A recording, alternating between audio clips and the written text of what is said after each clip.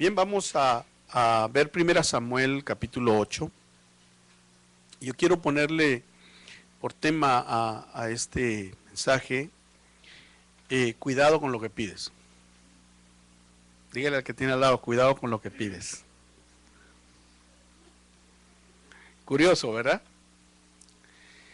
Bueno, la Biblia, hermano, nos enseña que Dios llamó a un hombre y de ese hombre hizo un pueblo, escogió un pueblo, y de él salieron multitud de personas, familias y naciones, pero dentro de todas esas naciones el Señor escogió una para tratar directamente con ella, y ese fue el pueblo de Israel, quien salió de los lomos de Abraham, de Jacob y de los 12 patriarcas. Ahora, en 1 Samuel, nosotros vemos cómo el Señor comenzó a establecer jueces. Y el Señor estableció como juez a aquel niño que el Señor lo llamó desde que tenía aproximadamente 7 años. Aquel niño o aquel joven el cual Dios comenzó a hablarle y le habló 3 veces y le dijo Samuel, Samuel. Y cómo él no conocía al Señor, aunque estaba en el templo y lo servía, pero no conocía la voz. Pero cuando Dios lo llamó, comenzó a decirle el Señor, te voy a mostrar lo que voy a hacer con Israel, va a resonar en los oídos de Israel lo que estoy a punto de realizar en medio del pueblo. Y se estaba refiriendo a lo que iba a hacer con la casa de Elí y sus hijos. Pero notemos algo, que cuando Samuel ya había sido llamado como juez de Israel, los israelitas comenzaron a observar que, por ejemplo, los filisteos y todos los que los rodeaban eran pueblos muy organizados, humanamente hablando. Entonces ellos comenzaron a querer tener lo que ellos tenían. Notemos de que el modelo de Dios es el modelo exclusivo de Él, y no necesariamente el Señor va a actuar como vemos nosotros alrededor. Él tiene sus razones y sus propósitos. Pero veamos entonces qué sucedió en el capítulo 8 de 1 Samuel. Dice el verso 1, y al envejecerse Samuel nombró caudillos de Israel a sus hijos. Su primer hijo, que se llamaba Joel, y su segundo hijo Abías, gobernaban en Beerseba. Dice el 3, sin embargo, los hijos no se comportaron como su padre, sino que se volvieron ambiciosos y se dejaron sobornar y no obraron con justicia. Dice el 4, entonces se reunieron todos los ancianos de Israel y fueron a entrevistarse con Samuel en Ramá para decirle, oiga cómo lo trataron. Tú ya eres un anciano y tus hijos no se portan como tú. Por lo tanto, nombra un rey que nos gobierne, como es costumbre en todas las naciones. Paremos ahí. Curioso, ¿verdad? Porque Samuel, hermano, era un hombre de Dios. Era un hombre fiel, era un hombre que Dios lo respaldó hasta el último minuto de su vida.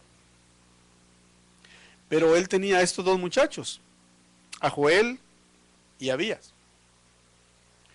Según la Biblia los describe, no eran tan rectos como su padre. Estos muchachos eran fáciles de sobornar y cometían cosas desagradables delante de los ojos de Dios. Pienso que eso lo podemos dejar para otro día, otro tema, porque ahí tiene que ver lo que es la familia, lo que tiene que ver lo que es el hogar. Ya que Samuel, hermano, seguramente tuvo una influencia sobre ellos, pero no tuvo tanta influencia como la madre, ¿verdad? Entonces dejemos eso ahí para otro día. Pero vamos a enfocarnos en cómo el pueblo, hermano, comenzó a menospreciar en su corazón al siervo de Dios. Lo comenzaron a menospreciar. Lo primero que se dieron cuenta fue de sus hijos.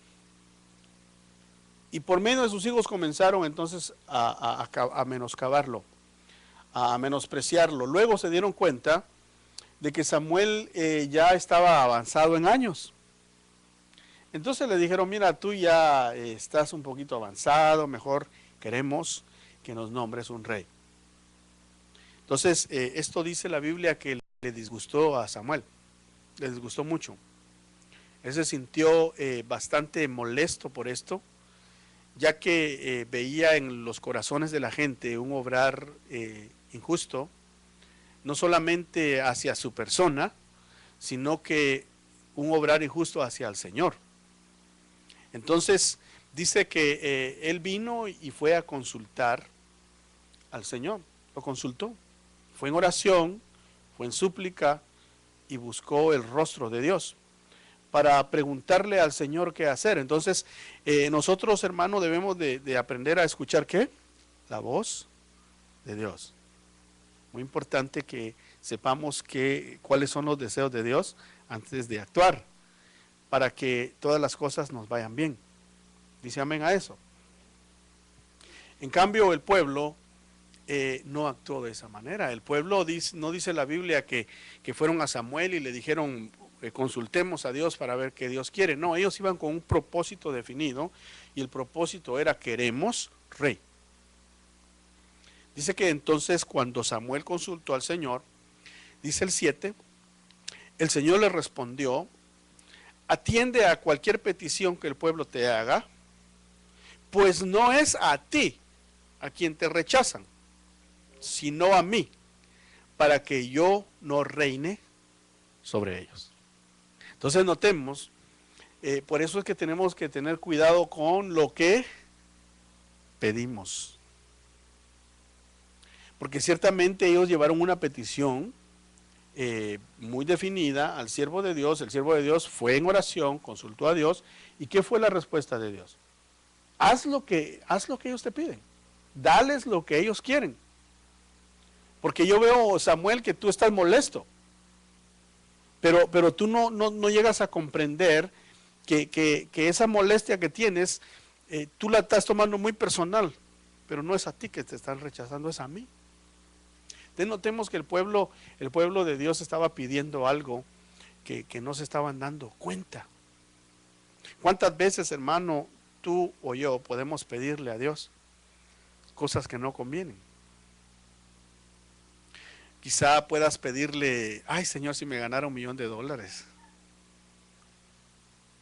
¿Será un buen deseo? Yo creo que sí. Humanamente hablando, ¿no? Pero yo creo que lo primero que debemos preguntarnos es, ¿qué es lo que Dios quiere? Porque yo creo que si Él te lo quisiera dar, ya te hubiera dado muchas oportunidades cómo conseguirlo, ¿no? Entonces notemos que lo primero es buscar ¿qué? La voluntad de Dios. Pero lo curioso es que cuando no se busca a Dios, de todas maneras muchas veces no se niega. Eso es lo que a mí me llama la atención, que no siempre Dios dice no, un no definitivo, sino que muchas veces, aunque Dios no esté de acuerdo en lo que se le está pidiendo, Él lo da. Y este es el caso de lo que pasó aquí. Veamos entonces,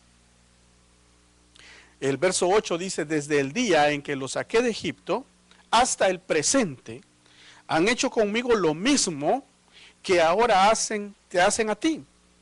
Pues me han abandonado para rendir culto a otros dioses. Así pues, atiende a su petición, pero antes adviérteles seriamente de todos los privilegios que sobre ellos tendrá el rey que los gobierne.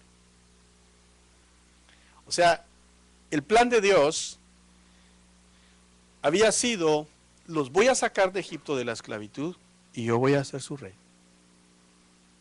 Por eso ni a Moisés lo nombraron rey, a Moisés era un juez.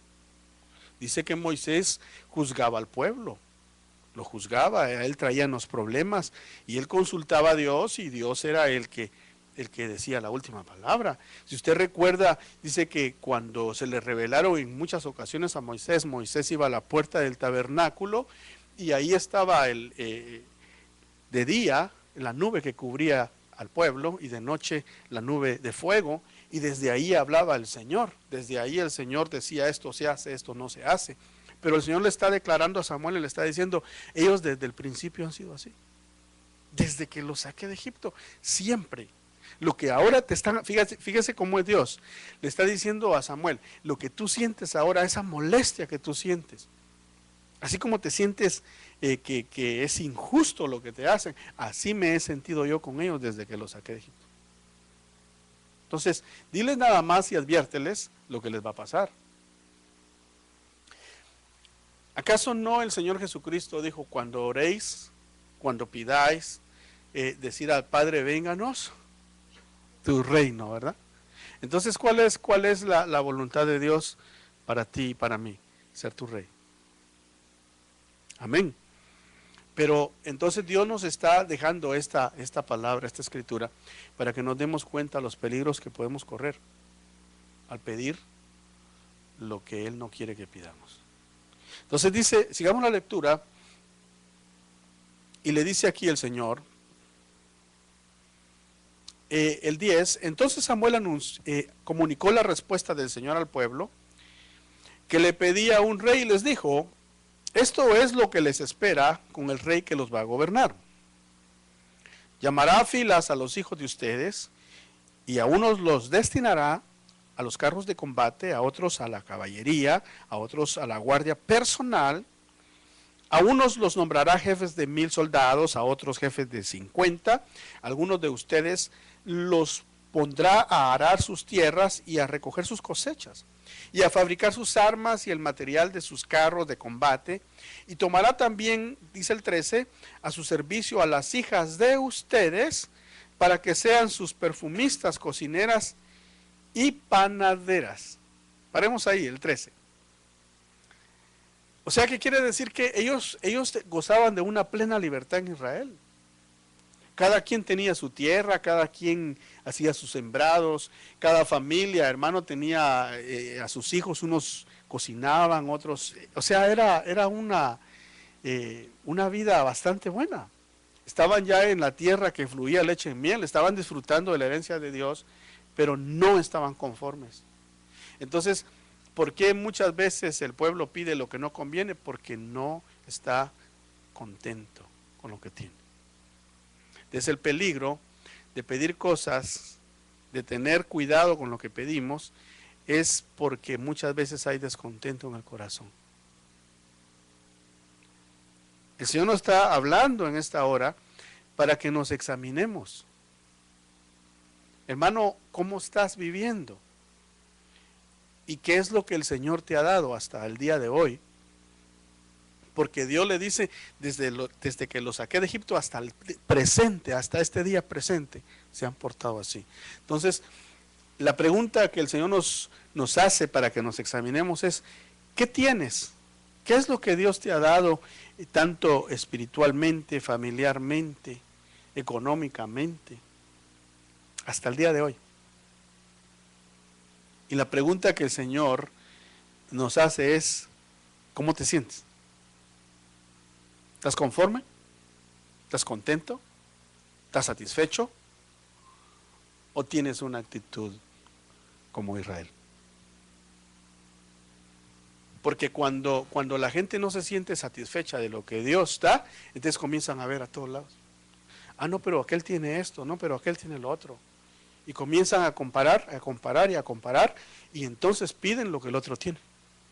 No era lo mismo que ellos estaban haciendo, no es lo mismo que le dijeron: queremos que nos des un rey, porque aquí todos los pueblos vecinos tienen rey y están bien organizados.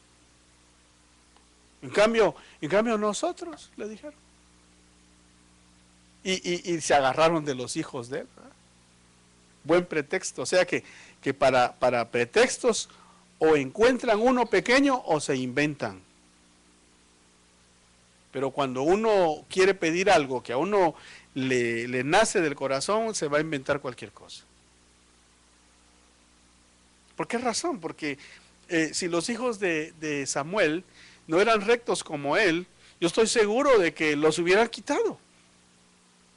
Si el Señor le hubiera dicho, quítalos, Él los quita. Yo le digo, si este hombre era un hombre obediente a Dios. Entonces el pueblo muchas veces, hermano, no reconoce lo que Dios le da.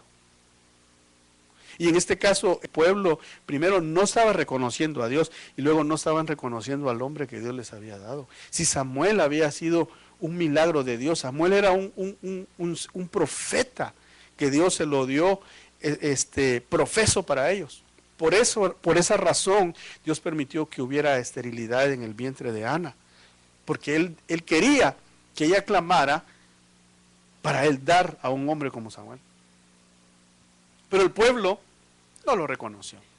La pregunta es, hermano, ¿cuántas cosas Dios te ha dado a la manera de Samuel y nos ha dado y no se reconoce?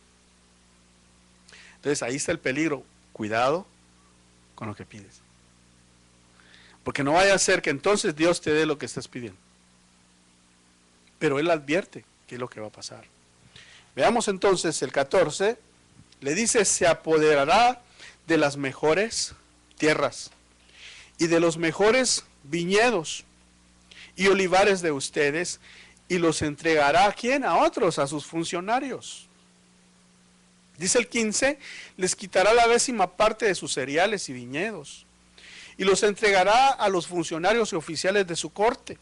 Dice el 16, también les quitará a ustedes sus criados y sus criadas, y sus mejores bueyes y asnos, y los hará trabajar para él.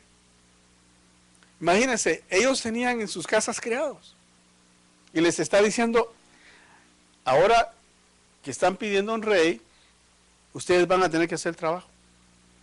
Y sus criados se van a la casa del rey. Va a agarrar sus tierras. ¿Y todo para quién? Para su corte, para sus funcionarios y para él mismo. ¿Qué es lo que les está diciendo el Señor? Yo soy el rey de ustedes y yo más bien les doy. Y en otras palabras, Dios les está reclamando, ¿y ustedes qué me están dando a cambio a mí? Usted sabe que la relación con el Señor debe de ser de las dos vías, ¿no? ¿Cómo dice Apocalipsis capítulo 3 a la iglesia? Creo que es la Odisea, donde Él toca la puerta y dice, he aquí yo estoy a la puerta, llamo, si alguno oye mi voz y abre, que dice, yo entraré y cenaré con él, y luego dice que, y él conmigo. Entonces, ¿qué es lo que Dios está diciendo ahí? O sea, yo voy a dar, yo también espero, ¿no? O sea, yo doy, pero también espero algo a cambio. El pueblo no había dado nada a cambio. Entonces Dios nos está enseñando por medio de este pasaje que es necesario que nosotros le demos a Él. Por eso fue que el Señor, cuando le llegaron con aquella monedita, ¿verdad? Que si era necesario pagar impuestos, el Señor le dijo, ustedes denle, ¿quién está ahí en la careta de la moneda? Al César, pues denle al César lo que es del César, pero denle a Dios lo que es de Dios. Entonces pienso que cuando comienzan a haber situaciones como estas, es cuando muchas veces no se le está dando al Señor lo que Él está pidiendo. Y al darle, me refiero en todas las áreas, ¿verdad? No solo financieramente. Eso es importante, porque la Biblia dice, traigan los diezmos y las ofrendas a las bolsas para que haya abundancia en mi casa. Hay una razón, para que haya abundancia en mi casa. Y luego dice, pruébenme en esto. Es el único lugar donde Dios dice, pruébenme. Pero no en otro lugar no se puede tentar a Dios. Usted sí lo puede probar en eso porque da autorización. Pruébenme. O sea, dale al Señor y no te va a hacer falta nada. No le des y Él en su misericordia tal vez no va a hacer que te haga falta, pero se te va a ir. Lo que es de Él se te va a ir. Y no te vas a dar ni cuenta. porque como es de él y dice que a él nadie le roba. Entonces dice que envía al devorador, y el devorador llega y te devora lo que es del Señor, te lo quita. Pero no solo es lo económico, eso es importante, pero ¿qué de lo que Dios te pide? La obediencia, la entrega, la sumisión, la fe, la confianza. Esas son cosas que Dios nos pide, porque cuando las cosas se salen fuera de tu control, ¿qué es lo que te pide Dios? Ten confianza, confía en mí, quédate tranquilo. Cuando las cosas, hermanos, se ponen difíciles en la vida y comienzan a haber problemas y lo único que ves espiritualmente hablando es un horizonte de oscuridad, ¿qué es lo que te pide Dios? No, yo no me he olvidado de ti, hijo. Tranquilo, yo estoy contigo. Yo te voy a sacar adelante. Entonces, ¿qué es lo que ahí Dios está pidiendo? Confía, confianza, fe. Entonces, Dios nos pide fe. Porque incluso dice, cuando el Hijo del Hombre regrese a la tierra, dice, ¿hallará fe en la tierra? Hace una pregunta. Yo creo que la respuesta debería de ser sí, Señor, por tu misericordia, yo sé que hallarás fe en mí. Entonces, Dios nos pide fe, nos pide confianza, nos pide fidelidad, nos pide que estemos ahí, hermano, perseverantes. Dice, el que perseverare hasta el fin, ¿qué dice? Será salvo. Entonces, hay muchas cosas que Dios nos pide. Por eso dice, entraré, cenaré con Él y Él conmigo. Que tengamos diálogo con Él. El pueblo no tenía diálogo con Dios y por eso estaban pensando en otras cosas. Pero Dios les está advirtiendo todo esto. Sigamos. Y dice también, se apropiará al 17, además de la 10ª parte de sus rebaños. Y hasta ustedes mismos, le dicen el 17, tendrán que servirle. Les está diciendo el Señor, ustedes han servido a los Baales, ustedes han servido a otros dioses y a mí no me han querido servir.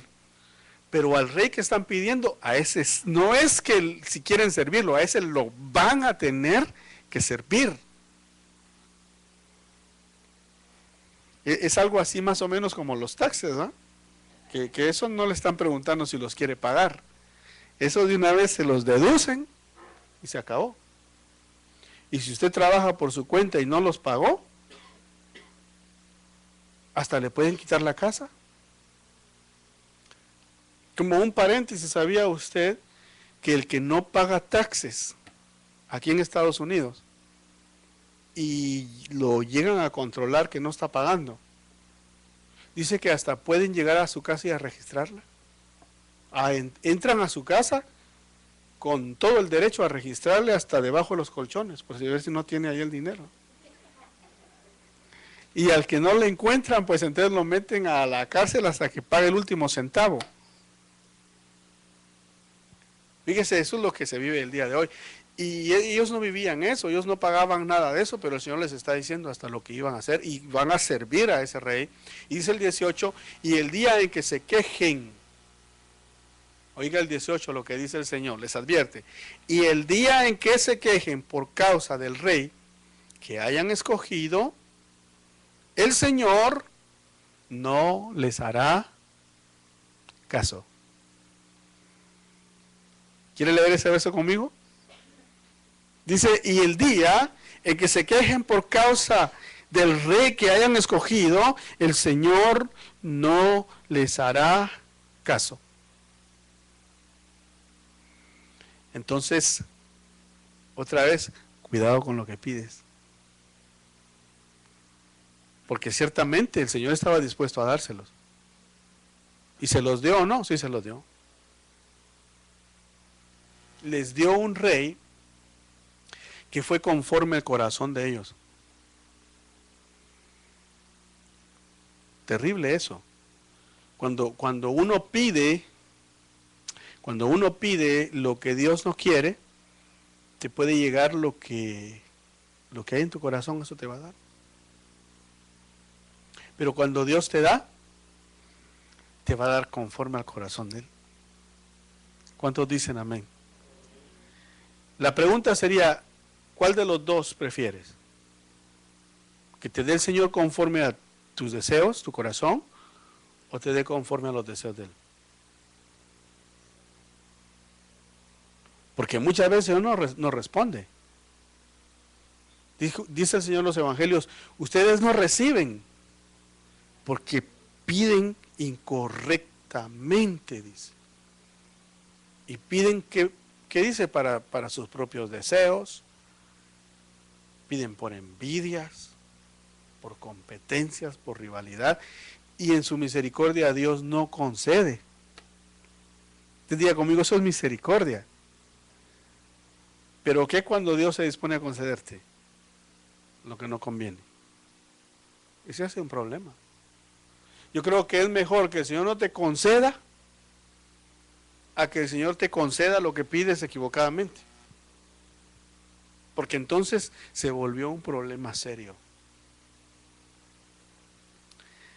Sigamos adelante entonces. El 19 dice, pero el pueblo, sin tomar en cuenta la advertencia de Samuel, respondió. Dice esta versión, la suya debe ser distinta. Esta versión dice, no importa. Queremos rey. O sea que a pesar de toda la advertencia que Dios les mandó por el profeta, a pesar de que estaban oyendo, ¿qué estaban oyendo, hermano? La voz de Dios. O sea que muchas veces el pueblo puede oír la voz de Dios y no necesariamente va a estar oyendo la voz de Dios para un beneficio.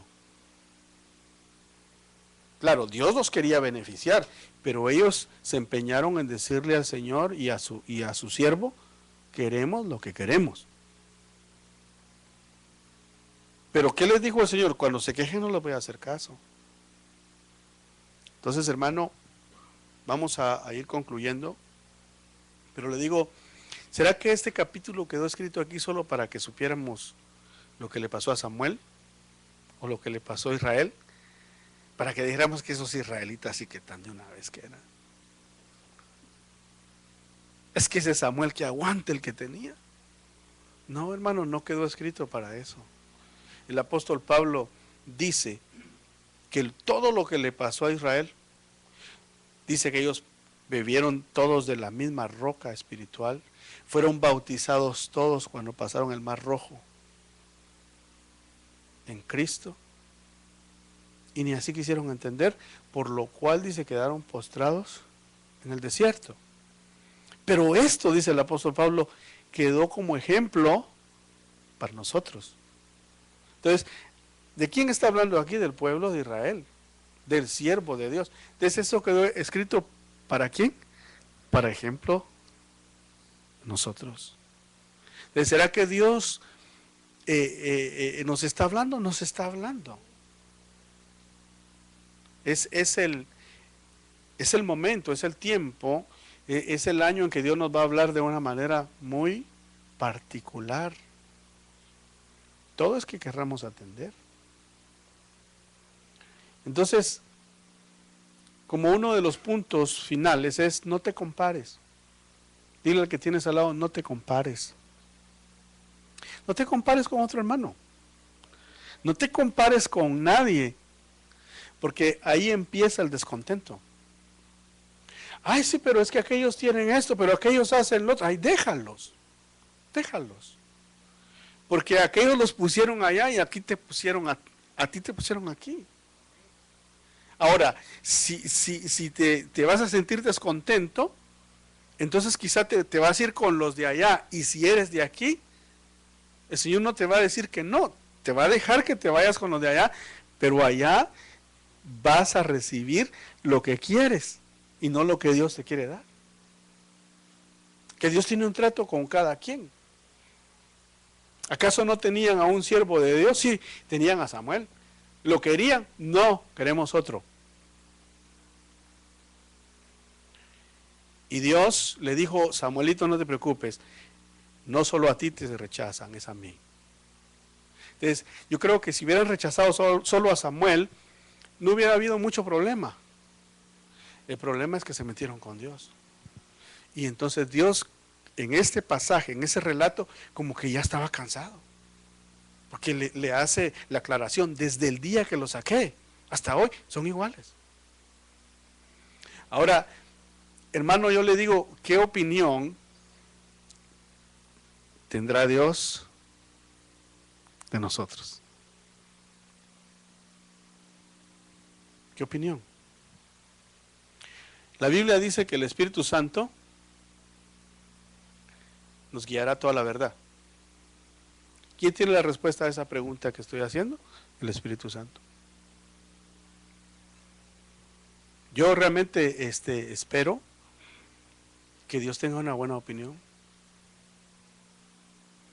Y si no fuese así, que Dios tenga misericordia, ¿verdad?, de nosotros, y que nos arreglemos. Y que no seamos un pueblo, gente obstinada, que Dios dice una cosa, pero la gente dice no, pero por aquí quiero. Entonces, que Dios tenga misericordia y que abra nuestro entendimiento. Y que no solo nuestro entendimiento no sea abierto, sino también nuestras acciones cambien. Dice aquí el 20, no nos importa, dice el final del 19, queremos rey, para ser como las otras naciones y para que reine sobre nosotros y nos gobierne y dirija en la guerra. O sea que ellos querían ver a un personaje ahí vestido que fuera al frente peleando con ellos, porque habían guerras. Pero el Señor era el que guiaba a Samuel. De esta manera atacan, entran por aquí. Fíjate, ¿qué mejor que el Señor? ¿Qué mejor que el Señor? Por eso el Señor dice, está escrito, dice, maldito el hombre que confía en el hombre. Confía en el Señor y no vas a tener ningún problema. Pero notemos siempre que Dios pone a un siervo, en este caso, Dios, ¿a quién tenía al frente? A profeta. Entonces, tiene que haber un equilibrio en este asunto, porque muchos entonces caen en aquel problema de decir, yo no sigo a nadie, yo sigo a Cristo, ¿verdad? Y solo Cristo y yo nos entendemos, y tampoco es así. Porque si no, ¿para qué ponía a Samuel, pues? ¿Qué le está diciendo el Señor? No te están despreciando a ti nada más, es a mí. O sea, yo te puse a ti, yo te llamé a ti. No te llamé como capataz, no te llamé para que les quites sus tierras, no te llamé para que hagas criados a sus hijos, no. Te llamé para que los ministres, los gobiernes, conforme a mi voluntad, pero no eres rey de ellos. Eres mi siervo y como mi siervo me sirves a mí y a la vez sirves al pueblo. Eso le está diciendo. Por eso puso jueces. Pero el pueblo no entendió y muchas veces la iglesia se comporta igual. Porque la iglesia entonces comienza a menospreciar a los ministros y dice yo y Cristo. Por eso fue que el apóstol Pablo dijo, bueno, ¿y quién es Apolos, pues? ¿Y quién es Pablo? ¿Y quién es Pedro? Porque muchos decían, no, es que yo soy de Pedro. No, yo soy de Apolos, decían otros, porque ese Apolos es elocuente, el hombre, decía, cuando se para a hablar, ¿quién le puede refutar? Si sabe bien las escrituras, yo soy de Apolos. Otros decían, yo soy de Pablo. Y otros decían, no, yo soy de Pedro, porque ese Pedro nadie le puede hacer frente. Pedro tiene una autoridad, decían otros. En cambio Pablo, decían, Pablo en las cartas nada más se ve como que tuviera autoridad, pero cuando viene y nos predica, pues, no es lo mismo, decían otros. ¿Saben quiénes decían ellos? Los corintios. Pablo les dijo, ¿y quién es Pablo? ¿Quién es Apolos? ¿Y quién es Pedro? ¿Acaso los hombres murieron por ustedes? Pero ahí da el equilibrio, lo da. Y dice, unos labran la tierra, otros ponen la semilla, otros la riegan, pero el crecimiento lo da Dios. El crecimiento lo da Dios, pero ¿quién hizo el trabajo? Los ministros, los hombres. ¿Pero por qué lo hicieron ellos? Porque así Dios lo quiso. Entonces, Dios siempre manda a sus representantes, pero no para que confíen en ellos, pero sí para que los apoyen. Porque el apóstol Pablo dice, ustedes hermanos, háganle la vida fácil a los pastores, dice, ¿verdad? Compórtense bien, ayúdenlos. O sea, tiene que haber un equilibrio. Pero Dios es la clave. Dios, Cristo es el centro de todas las cosas. Finalizamos entonces. Dice el 21, después de escuchar Samuel las palabras del pueblo, se las repitió al Señor. Y oiga lo que Dios le dijo el 22. Y el Señor le respondió, atiende a su petición y nómbrales un rey. Entonces Samuel ordenó a los israelitas que regresaran cada uno a la ciudad de donde venía. O sea, Dios les concedió. No te preocupes, nómbrales. Y usted sabe, y puede leer el resto de la historia en casa, que les dio un rey conforme al corazón de ellos. Por eso dice que Saúl, hermano, cuando lo nombraron rey, dice que él era el hombre más alto de Israel. Dice que nadie podía compararse a la estatura de él. O sea, pues que Saúl veía a todos así bajo el hombro. En una manera espiritual, ¿no? A todo el mundo lo veía de menos. Era un hombre bastante orgulloso, soberbio, que su soberbia lo llevó a su desgracia, que no sabía reconocer que él no era absoluto. En cambio, cuando les dio a David, ¿cómo dice la Biblia de él? Hombre, conforme a qué dice el Señor, a mi corazón. Pero notemos algo, Dios se los dio. ¿Lo pidieron ellos? No. Dios le dijo al profeta, ve y úngeme al que yo te diga. Fíjese que no le dijo ni nombre, le dijo al que yo te diga. Y por eso deducimos de que David era un hombre de baja estatura. No era como Saúl. Porque cuando Samuel vio a los hermanos, los vio fornidos, altos, hermosos. Ese es, no, le dijo el Señor. Pero cuando vio a David, ni creía que ese era. Y el Señor le dijo, ese es. La única característica que el Señor da de David es que era rubio y que era hermoso. Pero de alto, no dice nada. Si era corpulento, tampoco. Pero tenía un corazón que amaba al Señor. Entonces, en conclusión, Dios te quiere dar. Diga conmigo, Dios me quiere dar. Me quiere dar. Pero me quiere dar conforme a su corazón. Entonces tengamos cuidado con lo que pedimos. Amén y amén. Vamos a orar.